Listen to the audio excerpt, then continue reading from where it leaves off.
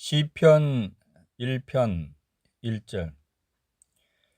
복 있는 사람은 악인들의 꾀를 따르지 아니하며 죄인들의 길에 서지 아니하며 오만한 자들의 자리에 앉지 아니하고 오직 여호와의 율법을 즐거워하여 그의 율법을 주야로 묵상하는도다.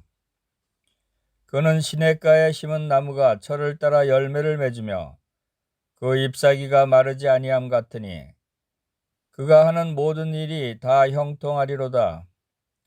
악인들은 그렇지 아니하며 오직 바람에 나는 겨와 같도다. 그러므로 악인들은 심판을 견디지 못하며 죄인들이 의인들의 모임에 들지 못하리로다. 무릇 의인들의 길은 여호와께서 인정하시나 악인들의 길은 망하리로다. 시편 2편 1절. 어찌하여 이방 나라들이 분노하며 민족들이 헛된 일을 꾸미는가?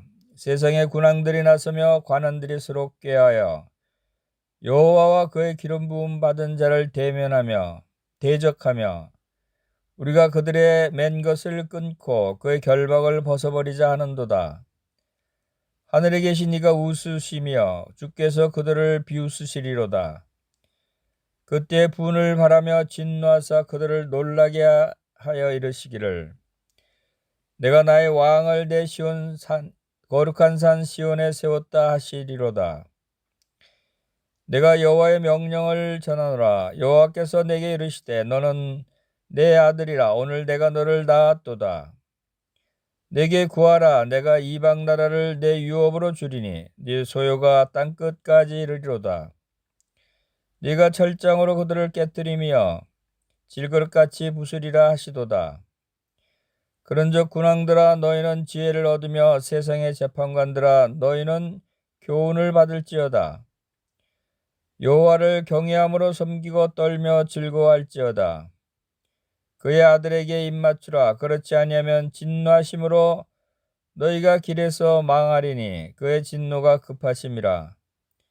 여호와께 피하는 모든 사람은 다 복이 있도다. 시편 1편과 2편 내용에 관한 연구입니다. 먼저 시편 서론 부분을 말씀드리겠습니다.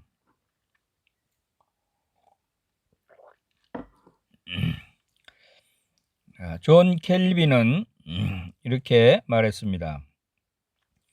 진실로 나는 이 책을 영혼의 모든 부분에 해보도라고 부르고 싶다. 왜냐하면 이 거울에 투영되지 않은 마음의 파동을 느낄 사람은 아무도 없기 때문이다.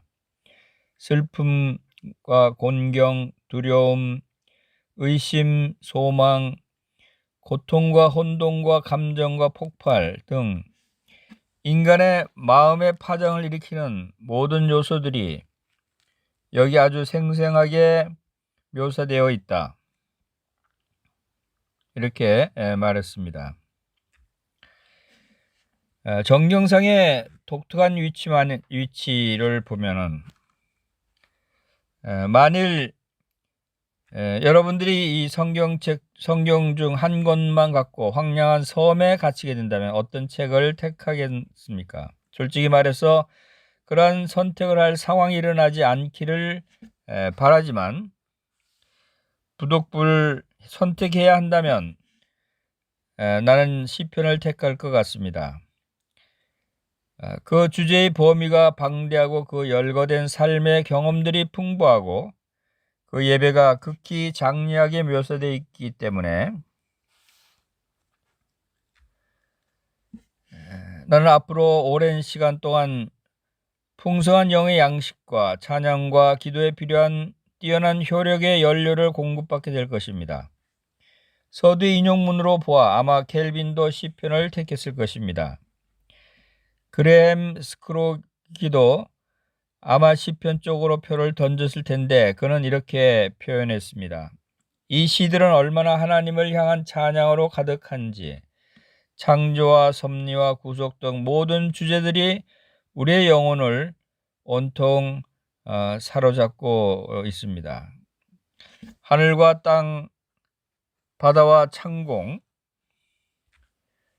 물과 무생물이 다 여호와를 찬양하도록 부름받는다라고 표현했습니다. 처음 시편을 상고할 때에는 몇몇 시편들에서 생각의 일정한 흐름을 파악하지 못해 종종 좌절을 경험합니다. 논리의 흐름이 때로는 산만하고 때로는 가려지고 때로는 완전히 사라지는 듯이 보입니다. 알버트 바네스와 C.S. 루이스의 다음 두 설명이 도움이 될 것입니다.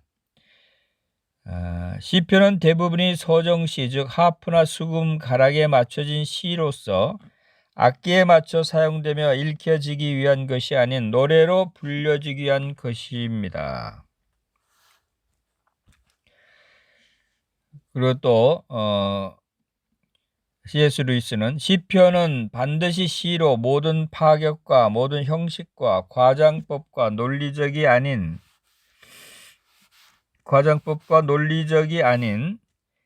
감정적인 연결고리를 지닌 서정시로 읽혀져야 합니다. 라고 얘기했습니다.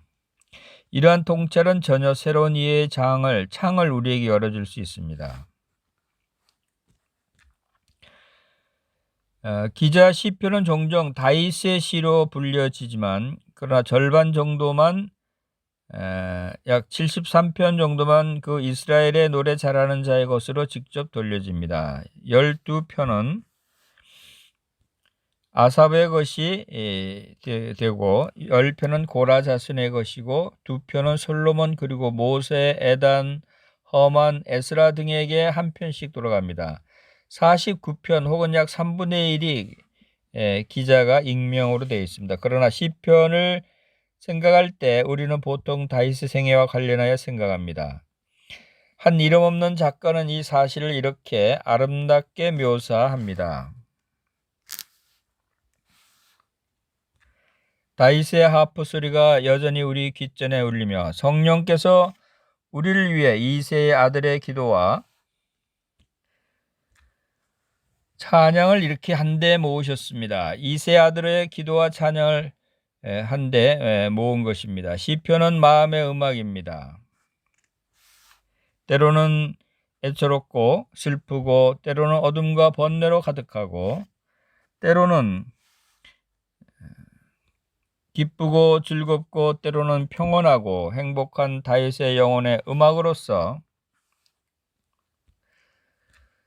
그 소리를 듣는 우리로 하나님께 가까이 나가도록 격려를 받도록 성령에 의해 보존된 것입니다.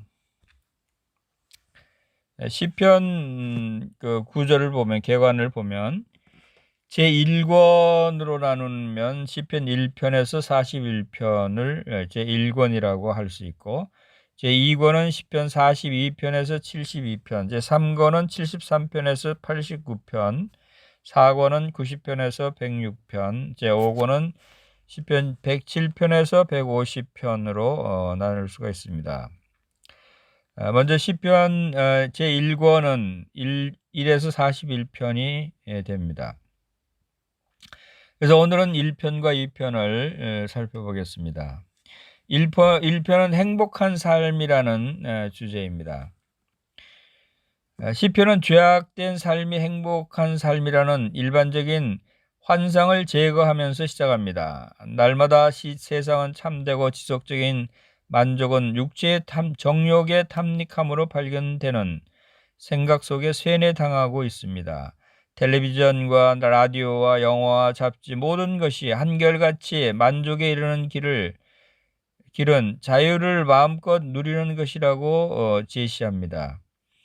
순결한 삶은 청교도적인 것으로 거부됩니다. 그러나 시편 기자는 그런 잘못된 생각을 바로잡고 있습니다. 시편 1편 1절 보면 진실로 복 있는 사람은 악인의 삶의 방식을 멀리하는 사람입니다. 그는 악인과 접촉할 때 그들과 연루되기를 피하며 그들의 죄와 비웃음을 묵인하려고도 하지 않습니다. 그렇다고 해서 복 있는 사람은 악인에게서 자신을 완전히 격리시킨다는 뜻은 아닙니다. 그 대신 그는 그들에게 죄와 의와 심판에 대해 증거하며 그들을 그리스도께 즉 영원한 기쁨의 유일한 근원 되신 분께 인도하기를 힘씁니다. 복 있는 사람은 악인의 진정한 친구지만 악인과 한 부류는 아닌 것입니다. 2절 1편 2절 보겠습니다. 하나님의 말씀을 가까이 하지 않는 복 있는 사람이란 상상하기가 불가능합니다. 그는 여호와의 말씀에 대한 만족을 모르는 갈망을 소유합니다. 그는 성경을 사랑하며 주야로 그것을 묵상합니다. 그것을 통해 그의 삶이 풍성해지며 그는 다른 사람에게 축복의 통로가 됩니다. 3절 내용은 죄를 멀리하고 성경을 가까이 하는 사람은 강하고 건강하고 결실이 풍부한 나무의 모든 특질을 소유합니다. 물가에 심겨졌다는 그는 양분과 생기를 끊임없이 공급받는다는 것입니다. 시절을 쫓아 과실을 맺는다는 것입니다. 그는 성령의 은혜를 드러내며 그 언행 심사가 항상 때에 맞고 적절합니다. 그 잎사귀가 마르지 않습니다. 그 영적인 삶은 주기적인 변화를 거듭하지 않으며 지속적인 내적의 소생함으로 특징지어집니다. D.L. 무디의 표현대로 보면 여호와의 모든 나무는 항상 푸르다라고 합니다. 이러한 류의 사람은 그가 하는 모든 일에 형통할 것입니다. 물론 그 이유는 그가 여호와와 사귐 가운데 거하고 따라서 그 모든 일이 성령의 인도를 받기 때문입니다. 그리스도인의 삶에서 열매와 성공을 거두는 유일한 길은 하나님의 영의 인도를 받는 것입니다. 자아의 지배를 받는 활동은 시간과 돈과 정력을 크게 낭비하게 합니다. 4절 내용은 악인은 그렇지 않습니다. 즉 그들은 잘 심겨지지도 못하고 결실하지도 못하고 견디지도 못하고 형통하지도 못합니다. 겨우같이 그들은 알갱이나 실체가 결여되고 있습니다. 삶의 폭풍이 불어올 때 그들은 불안한 모습을 드러냅니다. 강풍이 그들을 쫓아냅니다. 시편 1편 5절 내용을 보면은 악인은 심판을 견디지 못합니다. 물론 그들은 크고 흰 보좌의 심판 때 하나님 앞에 나타날 것입니다. 그러나 여기서의 의미는 그 심자로 번역된 단어인 샤툴이라는 단어는 문자적으로 옮겨 심다를 뜻합니다. 이는 거듭난 사람에 대한 적절한 표현입니다. 6절 내용에는 이 모든 일이 그렇게 되는 이유는 무엇인가? 여호와께서는 의인의 길을 인정하십니다. 그분은 그들의 삶을 아실 뿐 아니라 그들을 또한 인정하십니다. 이 얼마나 제약된 삶의 종말과 대조가 되겠습니까? 그러나 사람의 운명이 그 삶의 방식의 결정에 의해 결정되지 않는다는 것은 아무리 강조해도 지나치지 않습니다. 결정적인 요소는 그가 예수 그리스도에 대한 믿음을 통해 거듭났느냐 하는 것입니다. 의인은 자신의 죄를 자백하고 주 예수 그리스도를 자신의 개인적인 구주로 영접한 사람입니다. 그의 의로운 삶은 그가 그리스도 안에서 소유한 새로운 생명의 결과입니다. 악인은 자신의 문제를 인정하고 주 예수님께 무릎 꿇기를 거절한 사람입니다. 그는 구주를 소유하는 대신 자신의 죄를 그대로 소유하며 그로서 자신의 운명을 스스로 인칩니다. 시편 2편을 보겠습니다. 이 시를 제 위치로 두려면 대환란이 끝나고 우리 주 예수 그리스도의 영광스러운 재림과 통치 직전의 시점을 바라보아야 합니다. 그때는 열왕과 열방의 거대한 연합체가 그리스도께서 세계 통치권을 취하시는 것을 제지하려는 단호한 결의를 한데 뭉칠 것입니다. 사도행전 4장 25절에서 28절에서 베드로와 바울은 시편 2편을 그리스도의 부활과 관련시켰습니다. 물론 본문은 헤롯, 본디오 빌라도 이방인 이스라엘 백성이 그리스도를 죽이기 위해 연합했을 때 부분적으로 성취되었습니다. 그러나 그 마지막 성취는 여전히 미래에 있습니다. 2편 1절에서 3절 내용에는 그러나 그런 연합체는 나약한 시도임이 드러낼 것입니다. 시편 기자는 이렇게 물었습니다. 어찌하여 이방 민족들과 유다 백성이 그런 가능성이 없는 모의를 꾀하는가? 어떻게 이방 열방과 유대 방백들이 여호와와 그 기름 부음 받은 자의 권위에 반역하는 데 성공하겠는가? 시편 2편 4절에서 6절 내용은 하늘에 계신 하나님이 그들의 어리석은 오만함을 비우실 것입니다. 그분이 그들의 불끈진 주먹과 광판 부르짖음을 조롱하실 것입니다. 그들의 자랑과 위협은 사자 앞에서 쥐가 찍찍거리는 그런 격입니다. 마침내 하나님께서 침묵을 깨실 것입니다. 그분이 말씀하실 때 그 진노와 맹렬함에 놀라 그 대적들이 두려워 떨 것입니다. 그들은 내가 나의 왕을 내 거룩한 산 시온에 세웠다라는 변개할 수 없는 하나님의 결정을 듣게 될 것입니다. 일단 하나님이 그러한 결정을 선포하시면 그 성취는 이미 이루어진 것처럼 확실한 법입니다. 2장 7절에서는 이어서 그리스도께서 친히 증거를 더하실 것입니다. 그분은 아버지께서 둘 사이에 대화해서 먼저 자기에게 너는 내 아들이라 오늘날 내가 너를 낳았도다 라고 말씀하셨음을 드러낼 것입니다. 이 선언은 적어도 4가지로 이해될 수 있습니다. 첫째로 그리스도께서 영원부터 하나님의 아들이셨다는 의미가 있습니다. 그러나 사도행전 13장 33절에서 이 구절은 그리스도의 성육신을 가리키는 말씀으로 인용됐습니다. 또 다른 의미로 그리스도는 부활을 통해 태어나셨습니다. 죽은 자 가운데서 먼저 나신 자 골로새서 1장 18절 그리고 끝으로 오늘날은 그리스도께서 왕위에 오르실 미래의 날을 가리킨다고 어떤 이들은 주장합니다. 2장 8절 그러나 아버지께서도 덧붙여 말씀하셨습니다. 내게 구하라 내가 열방을 유업으로 주리니 내 소유가 땅끝까지 이르리로다 라고 말씀하셨습니다. 다시 말해서 하나님 아버지께서는 그 아들에게 우주적인 지배권을 약속하신 것입니다. 온 땅이 그분의 권위에 복종할 것이며 그분의 통치는 이 끝에서 저 끝까지 미칠 것입니다. 2장 9절입니다. 마침내 하나님은 모든 복종하지 않는 것과 거스르는 것을 다스리는 권위를 그리스도께 부여하셨습니다. 그리스도께서는 자신을 거스려 일어나는 자들을 철장으로 깨뜨리고 질그릇같이 부술 것입니다.